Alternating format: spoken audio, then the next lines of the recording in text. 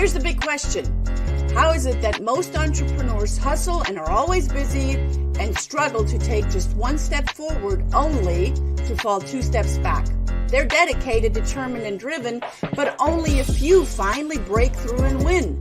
This show uncovers those quantum leap patterns of highly successful people so you can simply model what they do and apply to your future success. That's the question, and the answers are right here. My name is Brigitte Höfele, and this is the Success Patterns Show.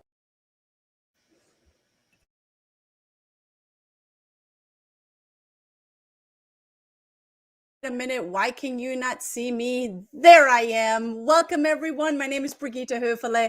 I am so honored to be here with you live and alive from Atlanta, Georgia. And are you in for a treat today? Because I have a very, very special guest. I have one of a gentleman that I have shared stages with, and he is a fellow speaker and great executive salesperson. Scott Schilling is the executive president of strategic partnerships and an international sales speaker. Hello, listen up. And a trainer who brings a unique combination of 35 plus years of life experiences in sales and marketing and training in corporations and business owners, entrepreneurs, and individuals. When he speaks, I listen. He's presented to over 2,500 live events, sharing the stage with people like General Colin Powell, Steve Forbes, Suze Orman, Jack Canfield, Les Brown. Any of these names ring a bell? Former First Lady Laura Bush, and plenty of more people.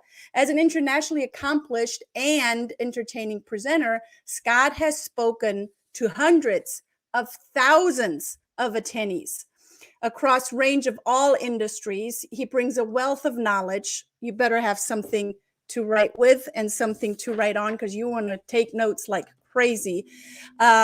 He brings a wealth of knowledge and expertise to the airwaves, boardrooms, podium, and print. He's written 15 books to date, including recently released That Sucks, What Now? Great book. Go read it. I have it.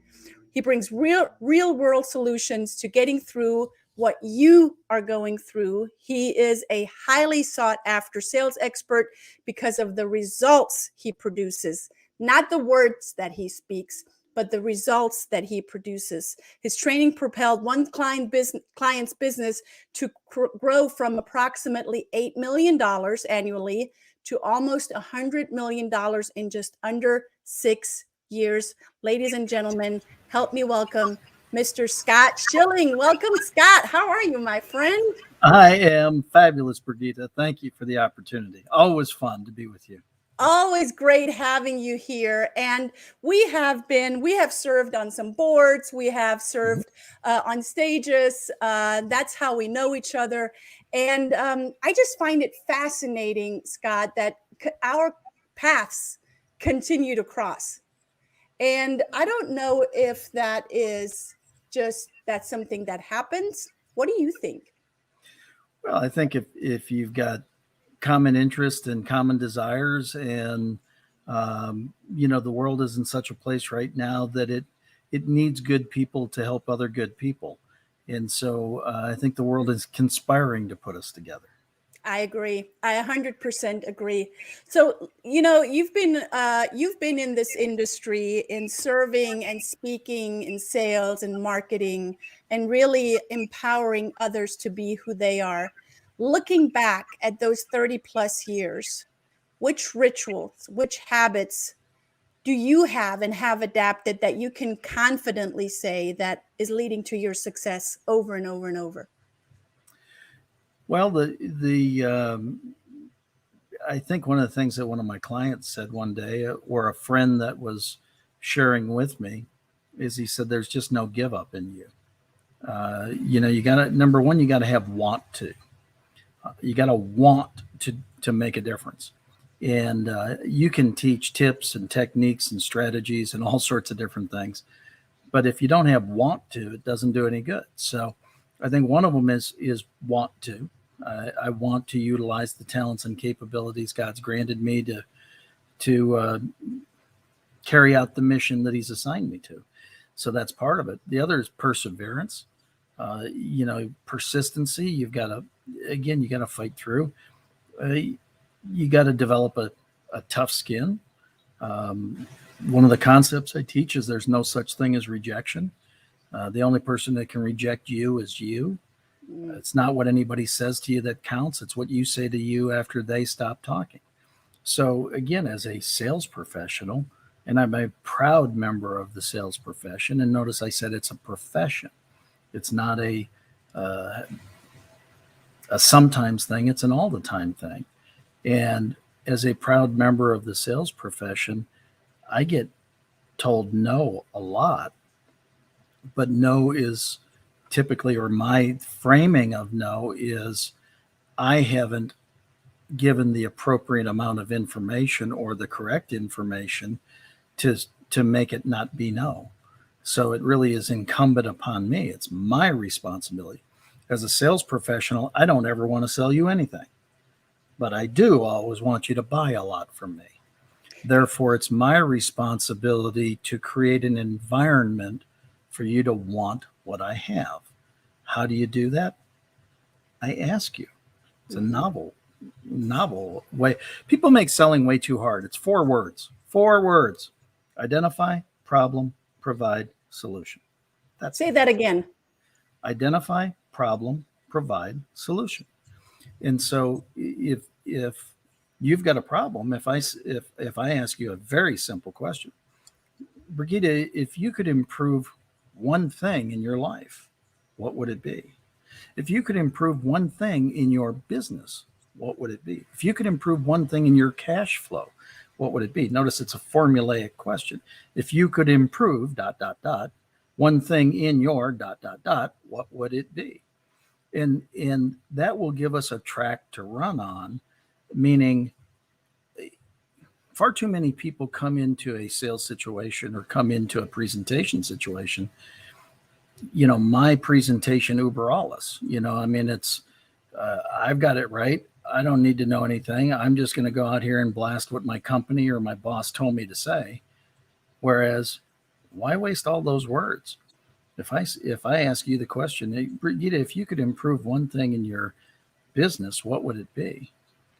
Well, gosh, if I could just have better relationships with my team members. Awesome. Thank you. Now, what would that look like to you? Well, that we communicated freely, that when I ask them to do stuff, they hit it on time. How does it make you feel if that doesn't happen? Well, it feels like they're not listening to me, so it pulls the team apart.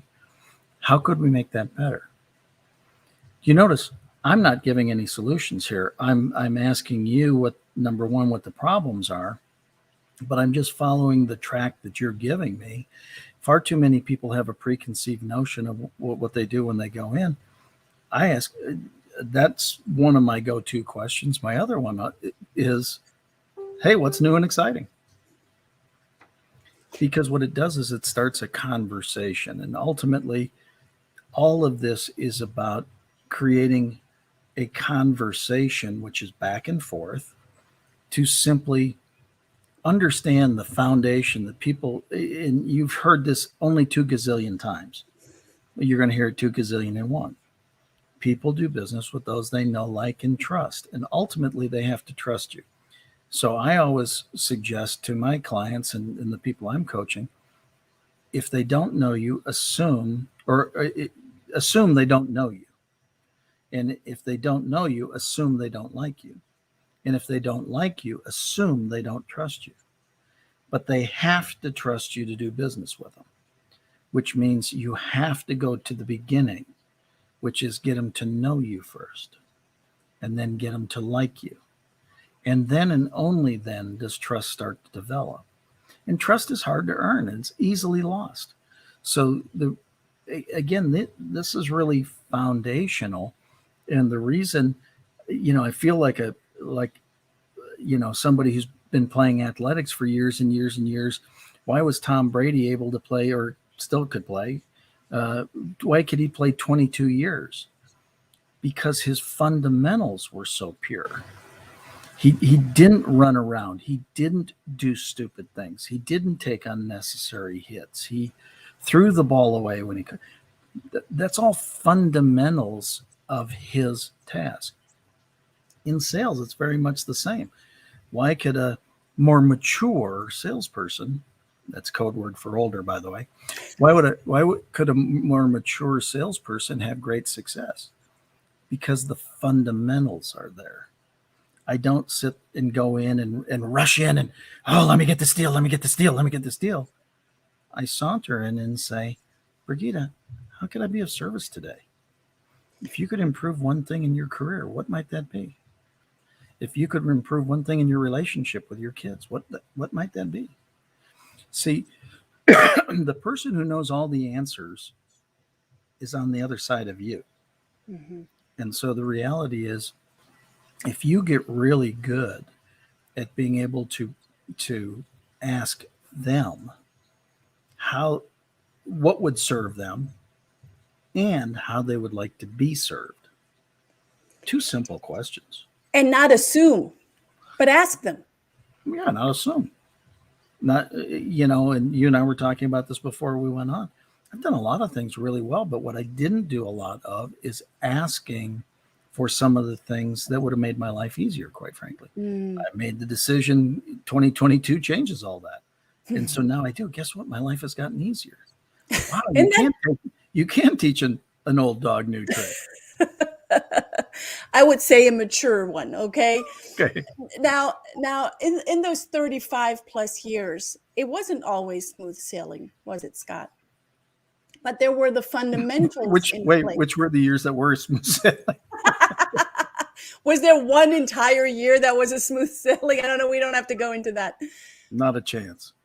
But you mentioned those fundamentals. And I think when we're grounded in our core values, when we're grounded in our fundamentals, when we're grounded in knowing what we stand for and what the value that we bring and what kind of answer we are for humanity. And it starts with one person, right? Mm-hmm. That creates that. And we talked about a meme that you did and something that you said in one of your shows a few days ago. It's creating that ripple.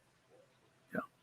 Well, the reality is that we have. I wrote a blog a while back, and the title was "Everything Starts with a Decision."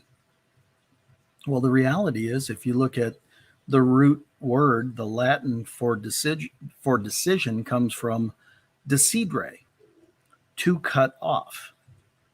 When you make a decision, you cut off all other possibilities. So, as an example, my wife Peggy and I are married 26 years. And before we got married, we made a decision. We cut off the possibility of not being married. We said, we're going to be married forever. And so, therefore, as soon as that decision was made, other decisions were automatically made, like you don't do certain things that lead to loss of trust or loss of relationship or things like that. So the point is, it's the same in a business situation. It's the same in a selling situation. You make a decision that I'm going to work with my clients with integrity.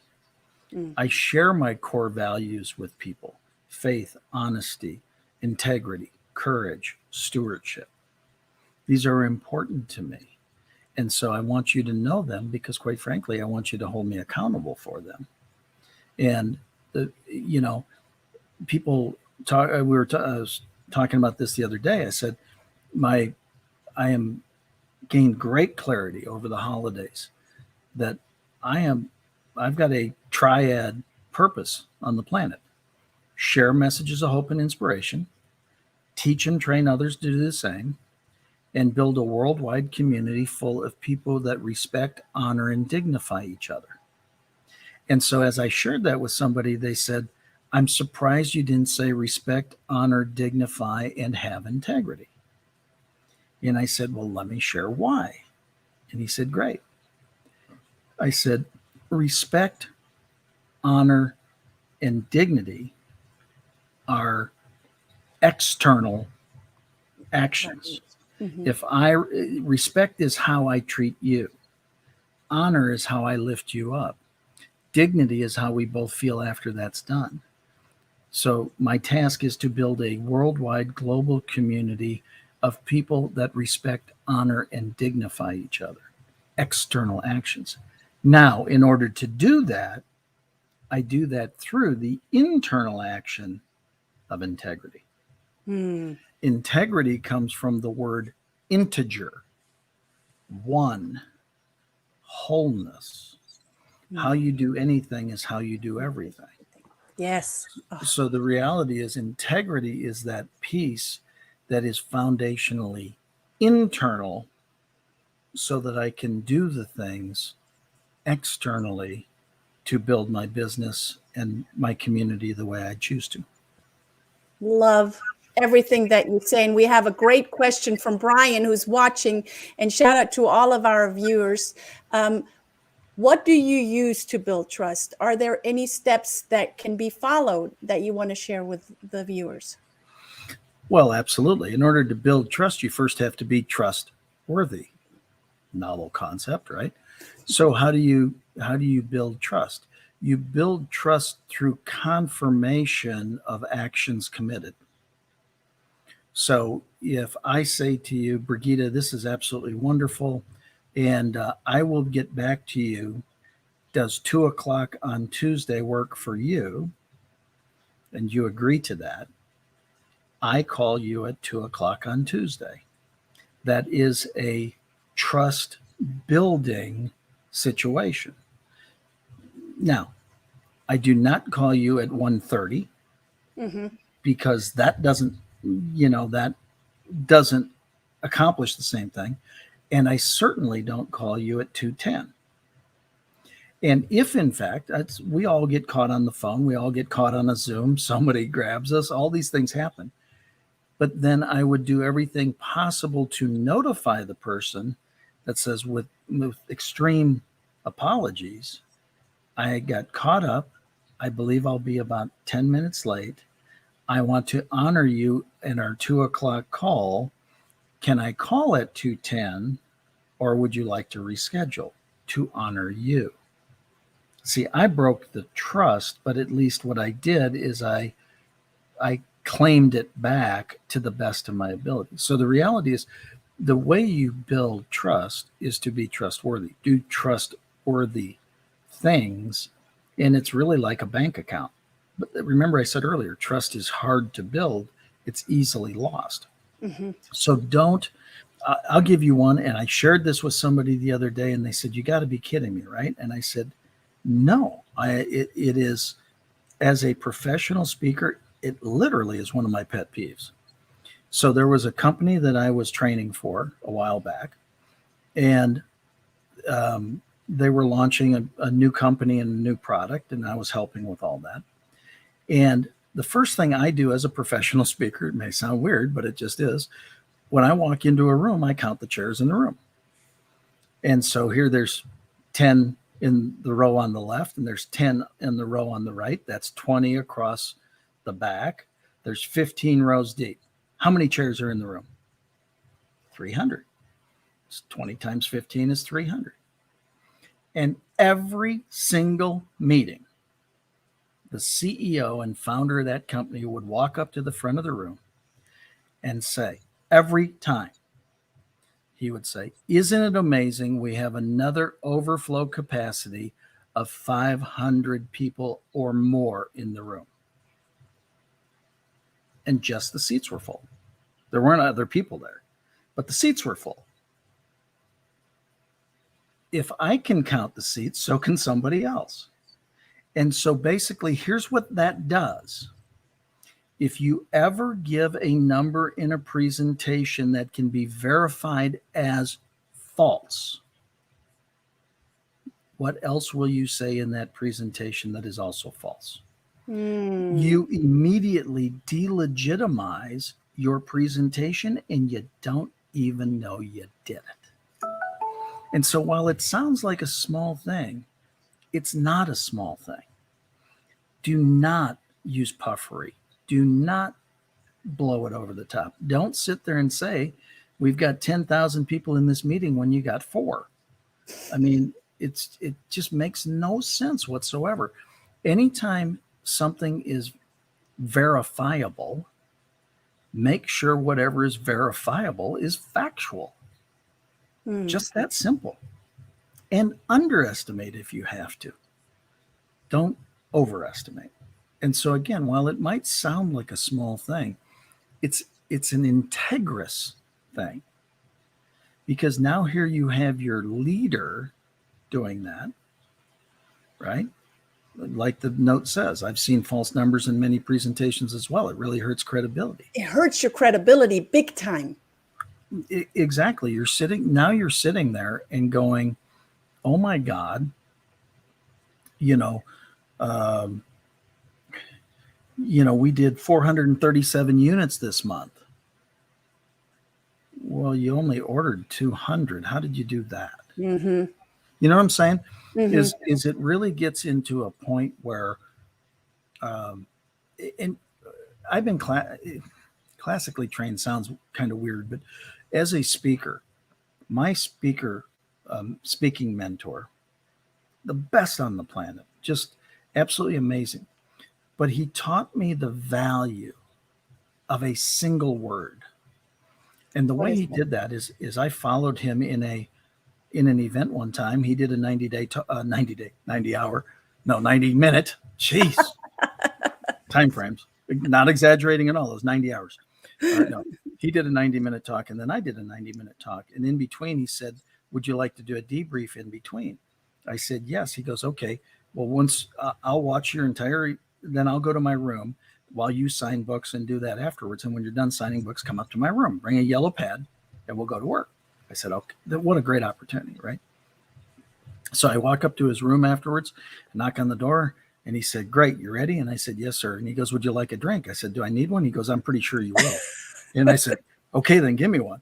And so I sat down and had a sip of my drink, and I had my yellow pad out, and I said, yes, sir, I'm ready to go. Let's do the debrief. And he said, remember at the 38-minute mark where you said the word appropriate? Yeah. He said, advantageous would have been a much more powerful word. And I wrote it down, and I said, okay, that's awesome. And he goes, that's it. I said, what? He said, that one word made the difference in your whole presentation. And so when I coach speakers or when I watch speakers, I keep 2 pads. One of them is, hey, that's pretty awesome. I'll probably borrow that someday. Well done. And the other one is up for discussion. It's not wrong. It's what point were you trying to make? What were you trying to get to land? Could you have moved it in a different place to make it better? At the top, I write, what does that buy me? And if there's ever anything in a presentation that doesn't buy me goodwill or advancement in my presentation, it's gone. And somebody, like I'm watching a speaker one day and he tells a joke at just the most inopportune time. He was obviously uncomfortable. He was getting to the point where he was starting to close and ask for the order, and he decided to get cute as opposed to stay on task. And so afterwards I said, help me understand why you tell the joke right there. And his answer was, because I get a laugh. I said, that's awesome. Can I ask you a question? He said, sure. I said, how many loaves of bread can you buy with a laugh? And he said, what are you talking about? And I said, well, which was more important, the laugh or the loss of sales and commissions because of that laugh? And he said, I was just trying to have fun. I said, you can have all the fun you want. Do you want fun or bread? Because in essence, that's what you just did. You traded the laugh, that feeling, for a sale in the commission. Now, that's up to you. But if it's our organization, don't do that in our talks. We're here to deliver value to the people who are here, and that didn't get accomplished. So there's an intentionality in that, in knowing, first of all, words have power, like you just said, and being very intentional, knowing which words have which power, right? Which words have what do people give meaning to what you're saying, and how vague or how specific is it? Man, we could go on and Can I give on. you a quick example of that? Yes, please. Simple words. Is there a difference? Sex education versus sex training.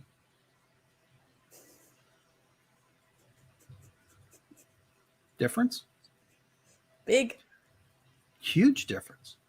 People don't understand what they say sometimes. And in a presentation, and especially in a selling from stage environment, it can be as little as a single word. I remember one real quick story here. I went to an event, and there was a mentor that I had a brand new gold American Express card. I was going to fill it up to become his protege. And I heard him from stage, and he said, I've been doing this for a long, long time. But for the first time in my life, what I'm sharing with you is from my heart. And I would love for you to join my program. I said, I'm out. What happened? And my friend, again, I'll give you the words again, figure out what was said. My friend next to me said, didn't you come to join his program? I said, absolutely. He said, but you said he's out. You're out. So let me say what he said again. First, I've been doing this for a long, long time. But for the first time, I'm coming to you from my heart. And so I'd love for you to join my program. I needed to hear it twice. Yeah. He did this for a long time, and this is the first time that he's coming from his heart. Bingo. Yeah, I would have been out too. So the point is, when you tune in and you hear the power of words like that, and you hear the power of what's happening, it's absolutely phenomenal. And so again, I encourage you. This is why I love working with people, and why, real quickly, my mentor, what I said to all my mentors, and my speaking mentor especially, give me everything you got, and I won't keep it. I'll share it with my students and my clients. And so it's exactly what he did, is he gave me everything. And I could never be more appreciative. And now it's my turn to do that. Learn, do, teach. It's what we teach, right? Learn, do, teach. We're a vessel. We're just passing. It's passing through. And if we would hold on to it, it would not be within our integrity and within our purpose of what we're here to do. And again, we could go on and on and on about this, and we have great interaction with our listeners and followers. So thank you guys for being very interactive with us. Being on stage as a sought-after global speaker and trainer, what would you say, if you could even point to one single thing, is a formula of success? From stage? Or off stage? Well, it's consistent either on or off. Connection. So it's presentation, sales, speaking, in my mind, is not an intellectual or tactical process. It is a strategic, heartfelt, relational process. I can get this to fire off all sorts of words. I did 21,557 words over 1,500 times in a 5-year period, 5.5-year period. But if you couldn't make those 21,557 words sound like it was the first time to that person, it was a problem. And that's the strategic, heartfelt, relational. What people forget in the communication process, there's 3 components. There's words, there's tonality, and there's physiology. And communications is a combination of all three. Amen. And unfortunately, what most people don't understand is the smallest portion is the words. And so you've got to be able to make the words dance. I am so excited to be here today. Oh my God, thank you, Brigitte, for this opportunity. Or, you know what? This is the most ridiculous thing I've ever done. See, yeah. the words might have been, it's ridiculous, but the tone was, man, I'm having a blast. Yeah. And tone and physiology will always outplay the words. And so it's, if you're happy, tell your face, you know, communicate in a way that you have fun. I love doing this. I love sharing messages with people with a desire that it lands for them so that they can share messages. It just feels great. That's the cool part of this. And clearly you do this because you care for people, because you love people. Mm-hmm. If you don't like people, you're in the wrong bit. Absolutely. You're absolutely in the wrong place. It's like, the heck you doing here? You know, and that's the thing. I think people, you know, because sometimes the speaking business especially is billed as the highest paid hourly opportunity that exists. And that is true. I mean, my best hour on stage, I sold $684,000 worth of product. It was a pretty good hour, you know, and the compensation that comes from all that. Trust me. But the compensation that comes from all that is the happy byproduct of providing value to those sitting in the seats ahead of the reward. Right.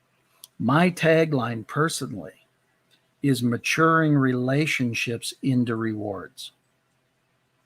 It's how do we take, I've spent years of my life and career being the hub to other people's spoke. See, the chances of you needing what I do when we meet is negligible. The chances of you needing to know something or someone I know is probably 95%. You know, I mean, so the reality is if I'm the hub to your spoke, I can be of service, which is why I teach the concept of the acronym ASSET, a spontaneous servant every time. Become a spontaneous servant every time, the rest takes care of itself. So when you ask me to come on your show, well, number one, we're friends. I'd love to do that. So that's cool. I can be an asset that way. Number two, you've got some really cool people that watch your show. I'm honored that I have the opportunity to potentially share a nugget or two here or there that's of service to them. Do you understand how it all kind of feeds together? Become an asset first, a spontaneous servant every time, and do what you can do to lift somebody up. This goes back to my platform of returning respect, honor, and dignity to the planet. Respect is how I treat you. Honor is how I lift you up. Dignity is how we both feel as we walk away. Beautiful. Now, you came and brought a ton of nuggets, but you also came and brought a gift. I want, you know, what I want everybody to do is, number one, what they want to do, but I would love for them, for the listening public, to learn a little bit more about my philosophies, how I do what I do, why I do what I do. And if you like that and consider it, and it feels good and it works well for you, then would love to have you experience that. So I want to give you twgfreegift.com, free download. It's actually one of my books. I want to gift you a full book to get a feel for who I am and what I do. And if that's of interest to you to explore further, we can always do that later. So that's how it all starts. Definitely get the book because it's worth reading. And Scott, how do people get in touch with you? I don't hide well. So you can reach out to Scott at scottschilling.com or even Scott at scottschillingspeaks.com, either one.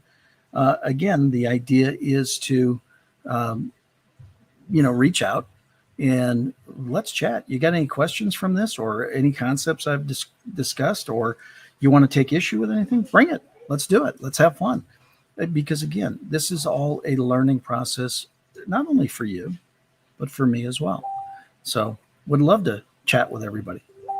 Awesome. Thank you so much, Scott, for being here. Guys, get in touch with Scott. Scott, thank you for your friendship. Thank you for your leadership. Thank you for your mentorship. You're incredible. Thank you for being here. And I know that you got to jump. So thank you guys for staying on, and tune in again next week for the Success Pattern Show. Same time, same place. Thank you all. Thank you for tuning in to the Success Pattern Show at www.thesuccesspatternshow.com. My name is Brigitte Höfele.